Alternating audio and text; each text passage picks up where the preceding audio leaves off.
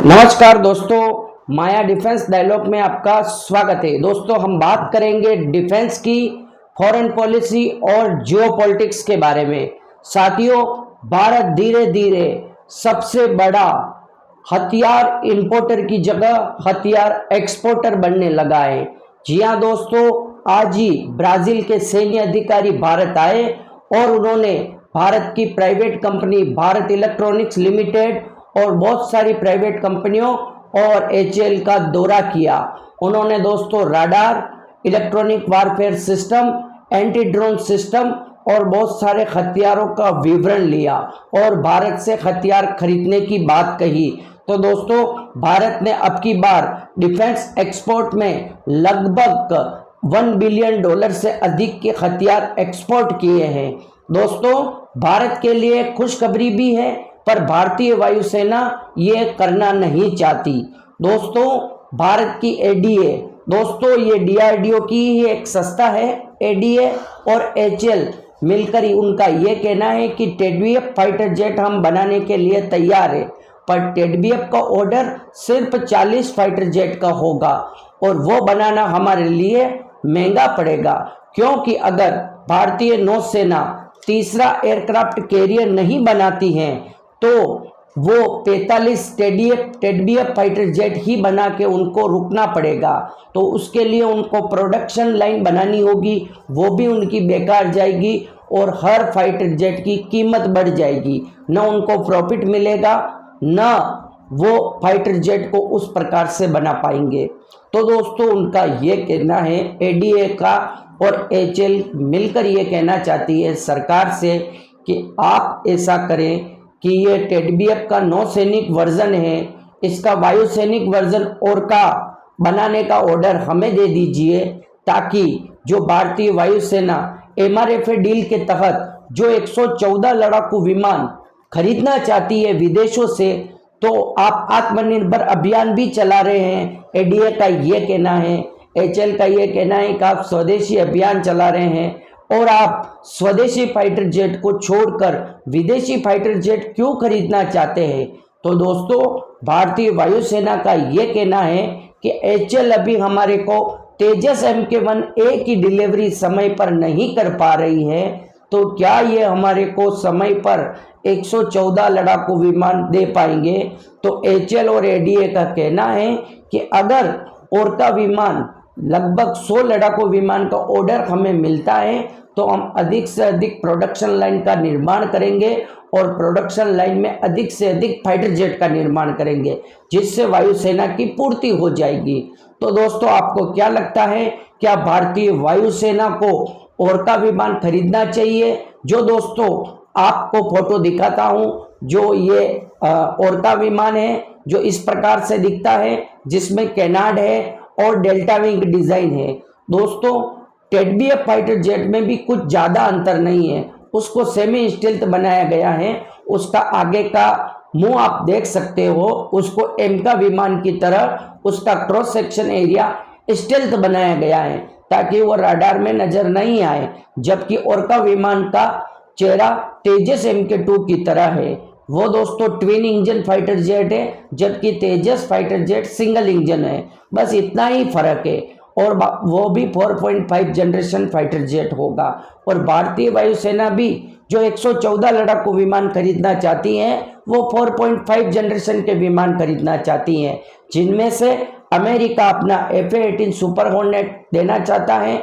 इसके अलावा दोस्तों, जो कंपनी है अमेरिका की लॉकहीड मार्टिन, वो भी अपना F-16 का एक अपग्रेडेड वर्जन है, वो भारत को देना चाहती है। इसके अलावा दोस्तों, फ्रांस तो भारत को आपको पता ही है राफाल फाइटर जेट देना चाहता है, जो दोस्तों उसका अलग वर्जन आ गया है, वो न्यू वर्जन भारत को देने को तैयार है। दोस्तों, इसके अलावा यूरोफाइटर टाइफून भी भारत को देने के लिए तैयार है इंग्लैंड, और भी बहुत सारे देश है जो भारत को अपना फाइटर जेट देना चाहते हैं। पर भारतीय वायुसेना को ऐसा लड़ाकू विमान चाहिए जो हो तो ट्विन इंजन 4.5 जनरेशन का, पर वो अधिक से अधिक हथियार ले जा सके और उसका जो जो उसके फीचर्स हो, जो उसका इलेक्ट्रॉनिक वारफेयर सूट और उसका राडार हो, वह बहुत ही ज़्यादा ताकतवर हो। इस प्रकार के फाइटर जेट की आवश्यकता है। दोस्तों, अगली न्यूज़ आपको बताते हैं पाकिस्तान से। जाहिल कंट्री से हम आपको कुछ सूचना देना चाहते हैं।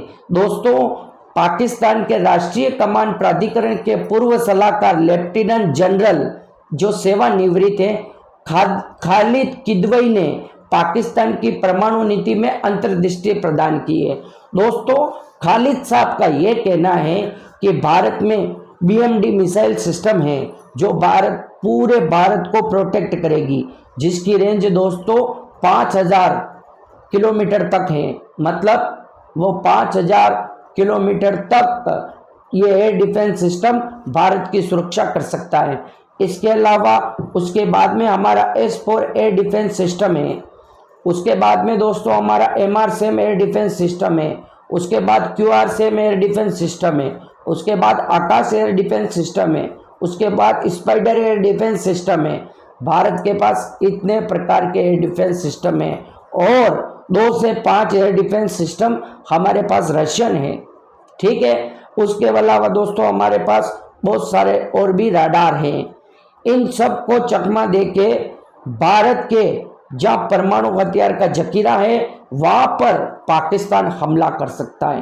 दोस्तों, पाकिस्तान ये परमाणु बम की धमकी हमेशा भारत को देते आया है और भारत इसके पूर्व सेना से सेवानिवृत्त खालिद साहब का ये कहना भी कोई नई बात नहीं है, पर दोस्तों वो इसलिए कह रहे हैं क्योंकि वो डर गया है। पाकिस्तान डर इसलिए गया है कि जितने भी उनके डिफेंस एनालिस्ट हैं उनका ये कहना है, जबकि दोस्तों उनके जो अधिकारी हैं उन्होंने यूनाइटेड नेशन में भी कहा है कि भारत इतने हथियार खरीद रहा है, $100 बिलियन के तो भारत ने 2023 में हथियार खरीदे। दुनिया का सबसे बड़ा इंपोर्टर अभी तक भारत बना हुआ है, जबकि भारत अब हथियार कम से कम खरीद रहा है, अधिक से अधिक स्वदेशी तौर पर भारत में निर्माण किया जा रहा है। इसके बावजूद भी पूरे विश्व में सबसे बड़ा इंपोर्टर देश भारत है। इसको देखकर पाकिस्तान और चाइना डर गया है। दोस्तों, अब पाकिस्तान को ये कहता हूँ, जैसे एक आदमी है उसके पास पेट्रोल के पैसे नहीं है और वो अपने पड़ोसी को कहता है कि तुम कार मत चलाओ क्योंकि मेरे पास पेट्रोल के पैसे नहीं है। जब मेरे पास पेट्रोल के पैसे आ जाएंगे, जब मेरे पास कार आ जाएगी, तब तुम कार चलाना। भाई ये क्या बात हुई? तुम्हारी औकात नहीं है हथियार खरीदने की, इसलिए तुम नहीं खरीद रहे हो। तुम क्या शांति प्रिय देश थोड़ी हो? तुम ऐसा थोड़ी कि युद्ध नहीं चाहते हो। तुम बड़े मासूम बनने की कोशिश कर रहे हो। पाकिस्तान मासूम और भोला दिखने की कोशिश करता है पर है नहीं। और इनके जो पाकिस्तान के यूट्यूबर हैं ये प्रोपेगेंडा वारफेयर कर रहे हैं। दोस्तों, आपको चिकनी चिकनी चुपड़ी चुपड़ी बातों से सहला रहे हैं और आपको पागल बनाने की कोशिश कर रहे हैं। ये कोशिश कर रहे हैं पाकिस्तानी यूट्यूबर कि भारत पाकिस्तान के साथ ट्रेड कर ले, बाकी सब बातें भूल जाए, भारत 26/11 भूल जाए, भारत पार्लियामेंट अटैक भूल जाए, हमारे 40 जवानों को जिंदा जला दिया वो भारत भूल जाए। भारत नया भारत है, भारत भूलने वाला भारत नहीं है और ये मोदी जी का भारत है। दोस्तों, भारत के खिलाफ खतरनाक तौर से षड्यंत्र रचा जा रहा है। मैं आगे की न्यूज में आपको बताने वाला हूं। इससे पहले दोस्तों आपके लिए एक और डिफेंस के क्षेत्र में सबसे बड़ी खुशखबरी है कि भारत के पास C-17 ग्लोबमास्टर ट्रांसपोर्ट एयरक्राफ्ट है। दोस्तों, उस ट्रांसपोर्ट एयरक्राफ्ट को समय आने पर बॉम्बर बनाया जा सकता है। जी हाँ दोस्तों, उससे मिनी क्रूज मिसाइल दागी जा सकती है, मतलब उससे गिराई जा सकती है। अमेरिका ने एक परीक्षण किया है जिससे C-17 ग्लोबमास्टर से बम गिराए हैं, मिसाइलें गिराई हैं और मिनी क्रूज मिसाइलें गिराई हैं और यह परीक्षण पूर्ण रूप से सफल रहा है। इसलिए दोस्तों ये भी कहा जा रहा है कि C-17 ग्लोबमास्टर की प्रोडक्शन लाइन को वापस चालू किया जा रहा है और भारत को C-17 ग्लोबमास्टर फाइटर जेट की आवश्यकता है। भारत और फाइटर जेट खरीदना चाहता है। इसलिए दोस्तों भारत के पास कोई भी बॉम्बर नहीं है, इसलिए यह ट्रांसपोर्ट एयरक्राफ्ट बॉम्बर का भी काम करेगा। दोस्तों आपको बता दें कि अमेरिका किस प्रकार से दोहरा मापदंड रखता है, दोगली नीति रखता है।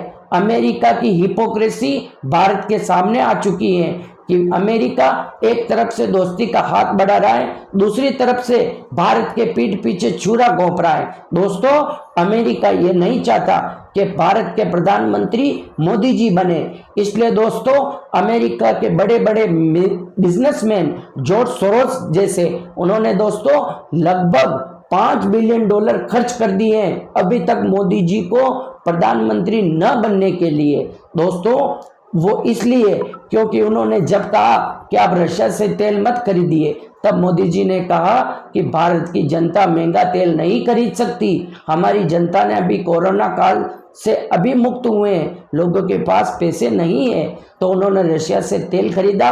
वो बात अमेरिका को खटक गई। अमेरिका को भारत की दोस्ती तो चाहिए, प्रधानमंत्री मोदी जी जैसा प्रधानमंत्री भी चाहिए, पर ऐसा कड़क और ईमानदार प्रधानमंत्री नहीं चाहिए। उनको ऐसा प्रधानमंत्री चाहिए जो अमेरिका से कुछ पैसे लेकर अमेरिका जो चाहे वो कर ले।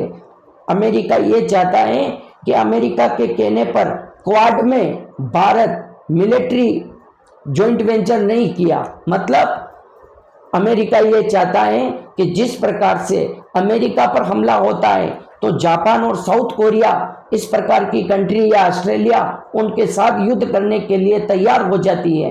जिस प्रकार से अमेरिका ने यूक्रेन को इस्तेमाल किया और पाकिस्तान को अफगानिस्तान में इस्तेमाल किया, उसी तरह भारत को चाइना के खिलाफ इस्तेमाल करना चाहता है। हाँ, ये बात सच है कि भारत की चाइना से लड़ाई है, पर हम युद्ध अपने हिसाब से करेंगे। जब हमें परेशानी होगी तब किसी अमेरिका की जरूरत नहीं है। हम चाइना के जब चाहे दांत खट्टे कर सकते हैं। 1962 में भी हमारी जीत पक्की थी, पर दोस्तों ये जीत पक्की इसलिए नहीं रही कि नेहरू जी ने उस समय हमारे जवानों को हथियार तक नहीं पहुंचाए थे। इस वजह से दोस्तों मोदी जी को हटाने के लिए किस किस प्रकार के षड्यंत्र रचे जा रहे हैं मैं आपको बताता हूं। सबसे पहले बड़ा प्रोपोगेंडा उन्होंने किया कि आप चाइना से, एक तो उन्होंने कहा क्वाड में आप सैन्यकरण कर दे।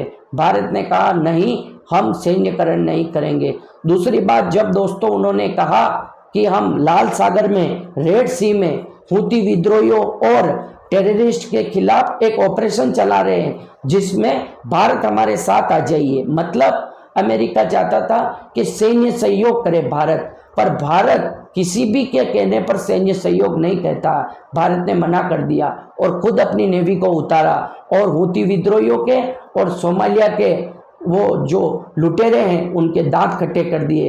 कितनी बार 50 से अधिक पाकिस्तानियों को बचाया, 50 से अधिक ईरानियों को बचाया और बुल्गारिया के लोगों को बचाया। उन्होंने मोदी जी को धन्यवाद कहा। दोस्तों, अमेरिका ये नहीं चाहता कि बार बार भारत उनको मना करे। दोस्तों, अमेरिका ये चाहता है कि भारत रशिया के साथ सारे रिश्ते तोड़ दे। इसके बाद भारत ये भी चाहता है, अमेरिका ये भी चाहता है कि भारत यूनाइटेड नेशन में रशिया का साथ छोड़कर यूक्रेन का सपोर्ट करे। जब अमेरिका ने ऐसा कहा तो भारत ने न यूक्रेन का साथ दिया न रशिया का। फिर भी अमेरिका को चिढ़े कि क्यों ऐसा नहीं किया।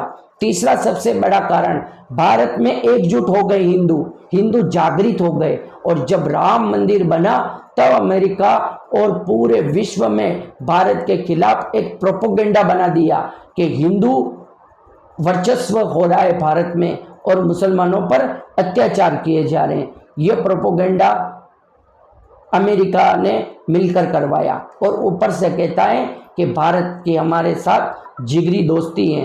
दोस्तों, अब अमेरिका से एक इतना बड़ा खुलासा हुआ है। CIA एक उनकी जासूसी एजेंसी है अमेरिका की, आप जानते हैं। उसके सेवानिवृत्त अधिकारी है माइक पोम्पियो ने उनकी अमेरिका की पोल खोल के रख दी। दोस्तों, एक विकीलीक्स संस्था है जिसके एक अधिकारी थे जूलियन असांजे का अपहरण किया अमेरिका की CIA ने और उसकी हत्या कर दी। दोस्तों, ये काम अमेरिका ने खुद किया और उस संस्था के खिलाफ ये प्रोपोगेंडा जब दुनिया के सामने आया तब भारत ने कहा कि गुरुवत्स सिंह पन्नू जो भारत का टेररिस्ट है, भारत की एम्बेसी में उसने आग लगा दी, भारत के राजनयिकों को उसने जान से मारने की धमकी दी, भारत के राजनयिकों के लिए उसने पोस्टर छपा के सुपारी दी कि मैं आपको इतने $1 मिलियन दूंगा, आप इस भारतीय राजनयिक को खत्म कर दे परिवार समेत। इसके अलावा भारत के राजनेता को नुकसान पहुंचाने के लिए उसने भारत में पैसे दिए लोगों को, और ये सब खुलेआम अमेरिका में कर रहा है। और अमेरिका क्या कह रहा है कि ये तो स्वतंत्रता है, ये अभिव्यक्ति की आज़ादी है, अभिव्यक्ति की आज़ादी के पीछे ये CIA का एसेट है। दोस्तों, गुरबख्श सिंह पन्नू, मैं आपको बहुत अच्छी जानकारी दे रहा हूँ, और भारत की सोशल मीडिया ने इसका खतरनाक विरोध किया और अमेरिका को दोगला देश कहा, और ऐसा कहा कि तुम अगर विकीलीक्स के संस्थापक जूलियन को हत्या कर सकते हो, उनका अंसाजे का अपहरण कर सकते हो, अगर गुरबख्श सिंह पन्नू को भारत की रो ने मारने की कोशिश भी की, तो इतना उछलने की क्या जरूरत है, इतना कूदने की क्या जरूरत है। तुमने इराक, लीबिया, लेबनान, इन सारे देशों को जला के राख कर दिया, 50,000 से ज्यादा बॉम्ब ड्रॉप किए तुमने, और तुम भारत को मानवता का पाठ पढ़ा रहे हो। दोस्तों, अमेरिका के दोगलापन दुनिया के सामने आ चुका है, पर दुनिया दबती इसलिए है क्योंकि दुनिया अमेरिका के कोई पाकिस्तान की तरह वर्ल्ड बैंक से लोन ले रहा है, कोई हथियार से दबा हुआ है, कोई दोस्तों ये जब चाहे किसी पर प्रतिबंध लगा देता है, कोई देश बेचारा प्रतिबंध से डरता है। इस प्रकार अमेरिका अपना वर्चस्व कायम रखता है और भारत को सबक सिखाना चाहता है, और ये चाहता है कि अब दोस्तों अमेरिका ने ऐसा कहा कि भारत अमेरिका की बात नहीं मान रहा है, तो उसने कनाडा, पाकिस्तान, यूके, अपने सारे चमचे देश को तैयार कर दिया। दोस्तों, पाकिस्तान ने द गार्डियन को रिपोर्ट की कि पाकिस्तान में जिस प्रकार से 20 से अधिक भारत में जिन्होंने आतंकवाद किया, उन आतंकवादियों को भारत की रो चुन चुन के मार रही है। दोस्तों, ये गार्डियन ने बिना किसी सबूत के छाप दिया, और दोस्तों उन्होंने ये भी झूठ बोला है कि भारत की जासूसी एजेंसी के 2 अधिकारी, उन्होंने भी द गार्डियन को बयान दिए हैं। दोस्तों, ये सब झूठा प्रोपोगेंडा है और ये भारत को बदनाम करने की कोशिश है। दोस्तों, इसमें यूके भी शामिल हो गया। इसके अलावा दोस्तों, कनाडा की जासूसी एजेंसी का दावा है कि भारत ने 2019 और 2021 के चुनावों में हस्तक्षेप करने की कोशिश की। दोस्तों, कनाडा में ट्रूडो की दोस्तों जब से उसने भारत के खिलाफत की है और खालिस्तानियों का सपोर्ट किया है, और खालिस्तानी वहाँ पर रहने वाले हिंदुओं पर हमला किया, उनके मंदिरों में तोड़फोड़ की, गलत भाषा लिखी, तब से दोस्तों हिंदू जस्टिन ट्रूडो से नाराज हो गए और जस्टिन ट्रूडो की पॉपुलैरिटी घटने लगी। इसलिए दोस्तों वो फ्रस्ट्रेशन में आकर भारत का नाम ले रहा है। इसलिए अमेरिका ने कहा कि मेरे चमचे साथ में पाकिस्तान का नाम भी लिख देना, तो पाकिस्तान तो कुछ कहेगा नहीं और हमला भारत पर हो जाएगा। इसलिए उसने दोस्तों साथ में भारत के साथ पाकिस्तान का नाम भी ले लिया कि पाकिस्तान और भारत मिलकर 2019 और 21 के चुनावों में हस्तक्षेप कर रहा है। ये दोस्तों जस्टिन ट्रूडो का कहना है।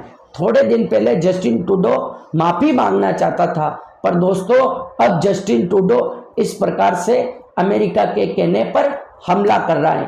दोस्तों, हमारे जो जगदीप धनखड़ हैं, उन्होंने खतरनाक तरीके से अमेरिका को लताड़ लगाई है। दोस्तों, भारत के उपराष्ट्रपति जगदीप धनखड़ ने कहा, जगदीप धनखड़ ने, कि भारत को CAA मतलब समानता के मुद्दे पर इस ग्रह पर किसी के उपदेश की आवश्यकता नहीं है। दोस्तों, ये उन्होंने इशारा अमेरिका की तरफ किया और उन्होंने कहा कि अपने भीतर झांकने का आह्वान करते हैं। उन्होंने कहा कि अपने भीतर झांकिए, हमें उपदेश देने की जरूरत नहीं है। और उन्होंने कहा कि भारत की दूसरी महिला प्रधानमंत्री बनी थी, जो भारत के आजाद होने के कुछ दिनों बाद। आपके देश में कोई महिला प्रधानमंत्री बनी है क्या? अभी तक नहीं। तो आप भारत को किस प्रकार से समानता के मुद्दे पर लेक्चर दे सकते हैं? और जो देश मतलब अमेरिका की तरफ इशारा करके जगदीप धनखड़ साहब ने कहा कि जो खुद इस प्रकार के CAA जैसे बिल पास किए हो, जिसका नाम अलग है अमेरिका में, वो खुद भारत को कोई ज्ञान ना ही दे तो ठीक है।